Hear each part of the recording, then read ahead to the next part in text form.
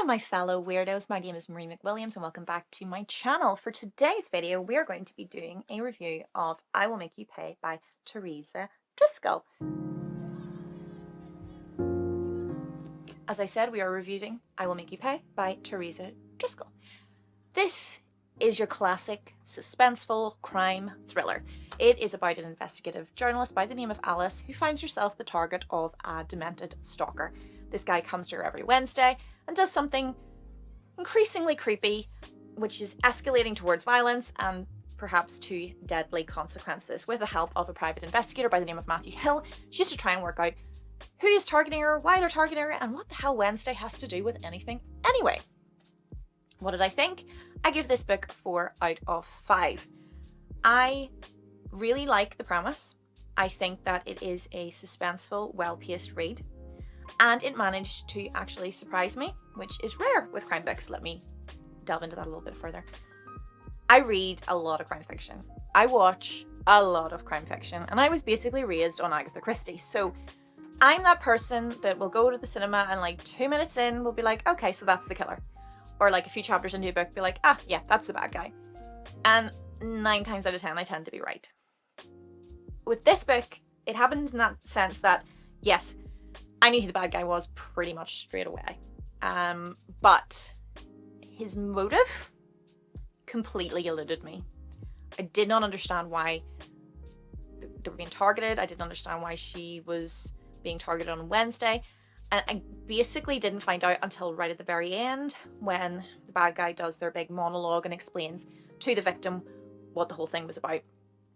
And that genuinely, like, that surprise I really enjoyed, because it doesn't happen as often with me. It doesn't mean I can't enjoy a book when I'm not surprised, but I do like to be surprised, so that was a nice turn of events.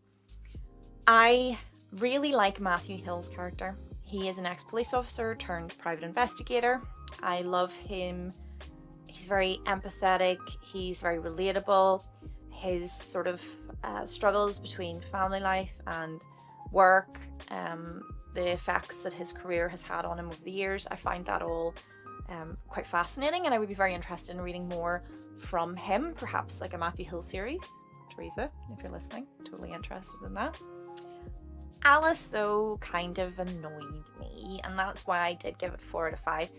Don't get me wrong, I did really enjoy the book, but there were points where she just kept doing things that were sort of counterproductive to her survival. So she like gets the police involved, but then she withholds information from them, for example, that might help them with their investigation. And that annoyed me. They would be like, don't do this, and then she'd go and do it anyway. And I was like, dude, do you want the stalker to kill you? Come on. She does explain her rationale, and I do understand it to an extent. You know, she feels like if she locks herself away in a panic room for the rest of her life, the stalker's won. You know, even without hurting her physically, he has won. Her life is over, and she doesn't want to give him the satisfaction. She wants to continue on and prove that he hasn't got a hold on her. And I totally get where she's coming from, but like to an extent, there are other things that you should do from a common sense perspective that you just need to do in these circumstances. Tell the police everything, do what the police say, is the basic sort of premise. I don't know, is that just me? Yeah.